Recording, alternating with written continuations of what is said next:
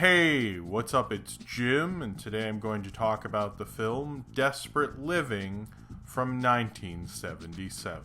Now, this continues my series where I review all the films directed by John Waters. Desperate Living is kind of considered the end of John Waters' early gross-out period, and I feel it's a little different from that. Divine doesn't star in this film because Divine was contractually obligated to be in a touring play production. Some say it's The Neon Woman, I've heard other plays, but either way, Divine's not in it. It doesn't feel like the films like Female Trouble, Pink Flamingos, Multiple Maniacs, Mondo Trasho, where you have a lone woman kind of making her way through the streets of Baltimore, being disgusting, being trailblazing, more of a melodramatic woman's picture. And although this film mainly does star women, there's not many men in it, especially in starring roles, it's more of a fairy tale fantasy than any of his other films. It's kind of like this odd, stranger John Waters movie, and that's very much saying something for him, but it really feels like an odder, stranger film. And you definitely get the sense that he can transition into different types of movies, because the problem I thought with Female Trouble is it feels very similar to what he had been doing before. You can still tell it's John Waters, but he's really doing something different with his own style, making this kind of bizarre lesbian, political corruption, fairy tale type of movie that I think maybe people weren't actually ready for at the time. But it's kind of an interesting transition period where it's the first time John Waters is working with someone who's not a dreamlander with Liz Renay, or a famous person really, which is something that would happen in all of his later films. But it's not really like the more Hollywood stuff. It's kind of like this weird area where he's still making these kind of small Baltimore productions. It's still really strange and there's a lot of gross out stuff in it, but it's not fully like Pink Flamingos or Female Trouble, and it's not trying to be a little nicer, although it was his first film to get an R rating. It shows him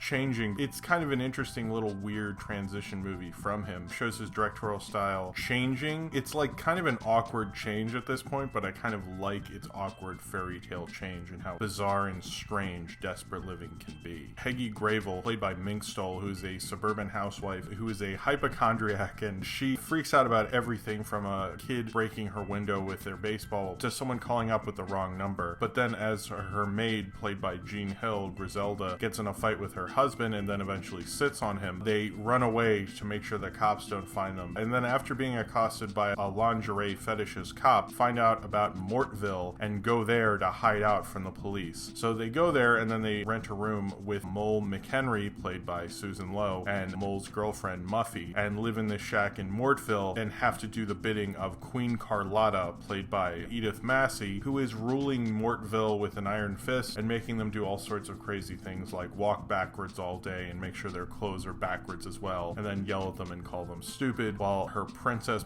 Coco, played by Mary Vivian Pierce, is having an affair with a nudist. And then Mole steals Mink Stole's lottery ticket for the Maryland lottery, which is a winning ticket, and then they win, and then Mole gets a sex change and then slowly overthrow Queen Carlotta. As you can tell, it's a strange movie, and it didn't really play that well at the time. It kind of had a similar problem that Female Trouble had, in that the midnight movie craze was kind of over. People still certainly did like Rocky Horror and played Pink Flamingos and Holy Mountain and certain things at midnight, but they weren't really letting new movies play at midnight. That really wasn't happening anymore, and mainly it was Rocky Horror to my understanding. And so Desperate Living tried to play in some places. It played in the Quad here in New York City, which is still around. It didn't really take off. All John Waters films are kind of cult movies, especially this period, very much this period. This kind of plays like, if you've ever seen this show TCM Underground, and at 2 a.m. they play more of a known cult movie, but then at 4 a.m. they play like the lesser known cult movie. If they were going to play Pink Flamingos, Desperate Living would be the 4 a.m. movie. And it's kind of like that. It's like the advanced reading. It's not for everyone, just because I wouldn't say it's a great introduction to John Waters in that case. But I've always kind of liked this movie for whatever reason. I kind of like that it's not like his other stuff, that it's kind of its own unique thing. There's been times in my life where I've actually watched this several times, and I don't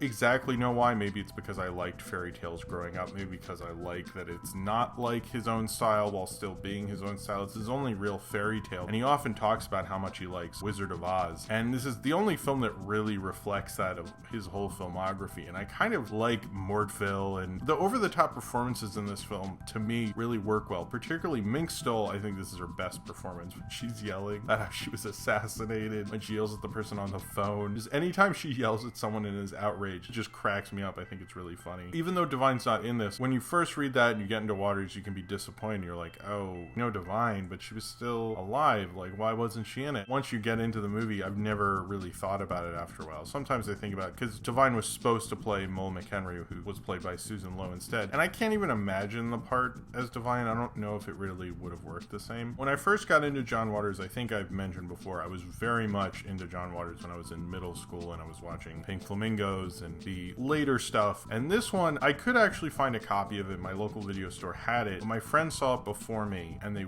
wouldn't let me watch it. My actual friends were like, don't watch it. And the reason for that is because at the time I was taking Saturday art classes at the Maryland Institute of Art, or called MICA, and Susan Lowe was actually my art teacher. And she was always very nice to me, and I tell her how I like John Waters movies, and I told her how I heard this movie was really great and I couldn't wait to see it. And she was never like, don't see the movie where my dick gets ripped off, kid. She was always like cool about it. And my friends were like, just like, look, she's your art teacher, you have to see her. You don't want to see the scene where she cuts off her dick and then they throw it out the window and then a dog eats it. You don't need to see that. And so I was like, okay, I won't. And then I didn't till like my freshman year of college when I got the DVD set of this and Polyester. So for a while I kind of built this movie up in my head, but I kind of forgot about it in the same way because it gets forgotten about in a lot of discussions about Waters for whatever reason. To me, I think it's a really kind of unique part of Waters' filmography. It's kind of cool when a director or an artist has that one movie that's like kind of off, not off in a bad way, but off in like in a stylistic way. It's like they didn't appeal to that style, like let's do something different. And I love that about Desperate Living. And also because it had this mysterious mystique, like, oh, because I knew this person, I couldn't watch it, according to my friends. Not my parents. My parents probably did not want me watching it,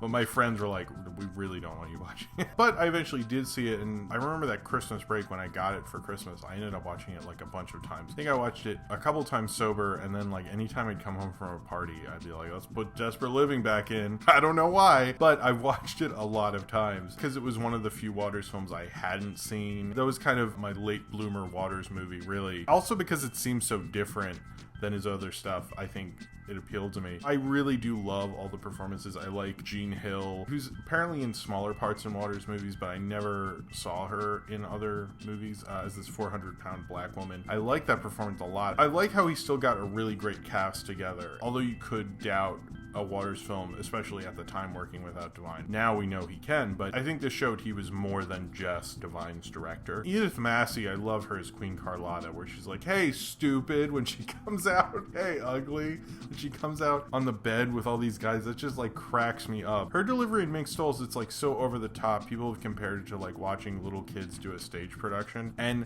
I think that works for it. I mean, I understand it's not like intensely pro acting or something, but there's a certain point where you should know the performance for the kind of movie you're in. I feel like everybody got that, especially the Dreamlanders. Like they felt like pros at doing Waters style. I like Mary Vivian Pearce. She has kind of a smaller role, even though everything that happens to her. And I've always liked Susan Lowe as Mull McHenry, not because of my semi-personal connection. I don't really know Susan Lowe anymore. I knew her in the 90s. I think she's rather good. It was Susan Lowe's biggest part in any John Waters movie. She has bit parts in the rest of them. For example, I know she plays a hairdresser in Pecker, and you can spot her there. Mull McHenry's a great character. It's like this cocky lesbian who very much wants a sex change. That penis scene is ridiculous, but I love how it's played. Apparently it was very uncomfortable to film Susan Lowe. Her kids were like horrified by her and her troubles with, I think, her relationship at the time and stuff. I really like that unique look. It's almost like a different person, like especially because she was my art teacher, and obviously she didn't act like Mull McHenry, although that would have probably been a cool art class. Liz Renee is someone who I'm not really in love with. Liz Renee in this movie, I know everyone who worked on the film really liked her, and John Waters is friends with her, and she's even regrettably on the commentary track. I listened to all the commentary tracks after I watched them because John Waters does really great commentary tracks, but unfortunately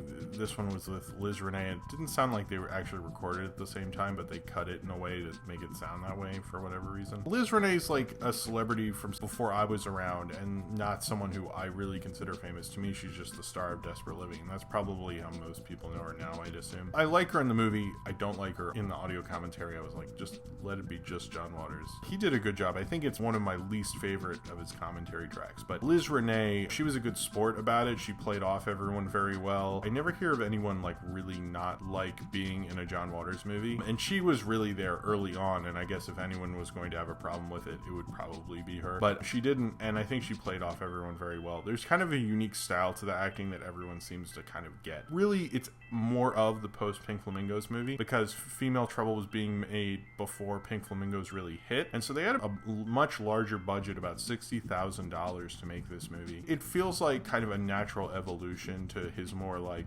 being made and financed in Baltimore movies, and you can tell they could raise more money because of Pink Flamingos and because they knew this film was going to get a certain amount of release, because Waters was more of a name at this point. It shows a natural evolution definitely to his style and his fame, that he could make a bizarre kind of fairy tale movie like this. It's sad to me that it wasn't a bigger hit at the time. I guess people didn't really get it. I always get it, but I've noticed when I've tried to show this one to people, they are like, oh, okay, this is a John Waters movie. It's not the greatest one to show people, so you're already cutting a segment of the audience off where they have to kind of be into it to watch it. But everyone I know who's into John Waters loves this movie. And sure, maybe it is advanced reading in terms of his filmography, but I'd still actually rank it higher than probably most people would. I like it a lot more than Female Trouble. I've always kind of had a thing for just this bizarre, gross out fairy tale fantasy, and it shows how he can do different kind of stuff, and it shows him wanting to work with more famous people and being a bigger director. It is kind of more that transition to what Polyester's like starting is kind of what's considered more of his Hollywood stuff, and how he's getting movies into like general release that were actually doing well. It's interesting that his period that's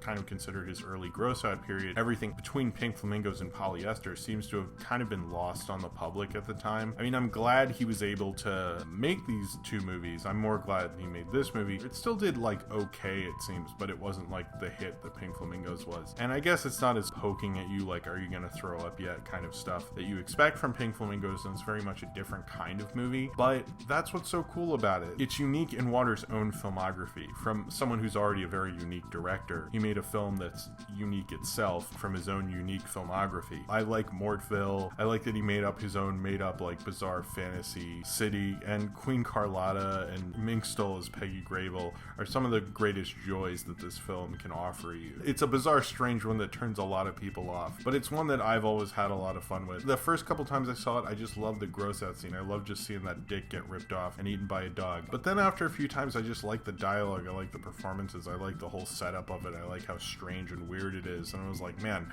somebody made a movie like this? I think that with a lot of his films, but this one's so strange and weird, I always just sit there and go like, wow. This one is probably the least commercial and has that rat poster, which I don't really like the rat poster because I always grew up with the VHS cover of Liz Renee and Susan Lowe on it together. So the rat poster to me feels like something else. It's a really cool, fun, funny kind of concept of a movie. At least he was doing something different and strange and keeping his style fresh. As I watched all these movies, I found it kind of a refreshing take on what he was doing. I still consider it one of the brighter spots of his early period, and showing how he was open to doing all sorts of different kinds of movies, and especially what would happen later on when he's making a film like Polyester to Hairspray to making a full-blown musical. It shows a director who really wants to tackle all sorts of different topics. I know we all think of a certain thing when we think of a John Waters film, but he really didn't make the same kind of a movie. And as he was starting to do that, he really went to the far left and made like a really bizarre John Waters fantasy fairy tale. I think that's what makes Desperate Living so special to me. This bizarre lesbian fairy tale land where everyone's fighting to take down Queen Carlotta. One of the things I've always liked about Waters is this, like, I can't believe someone made that, but this feels like even more so in someone's own filmography of I can't believe they made that. It excels in the gloriousness of I can't believe this was made, and doing it with such a bizarre kind of story makes, for me, one of the more fun and probably one of my more favorite cult movies I've ever seen. So if you have seen Desperate Living and you would like to talk about it, then comment below in the comments and subscribe if you would like to. And if you're a fan of John Waters, check out my John Waters review playlist. I have reviews of everything from the early shorts to this movie. And if you're watching this review later, probably the rest of his filmography as well, hopefully. Just click on the annotation below. Thank you very much for watching, and I hope to see you next time.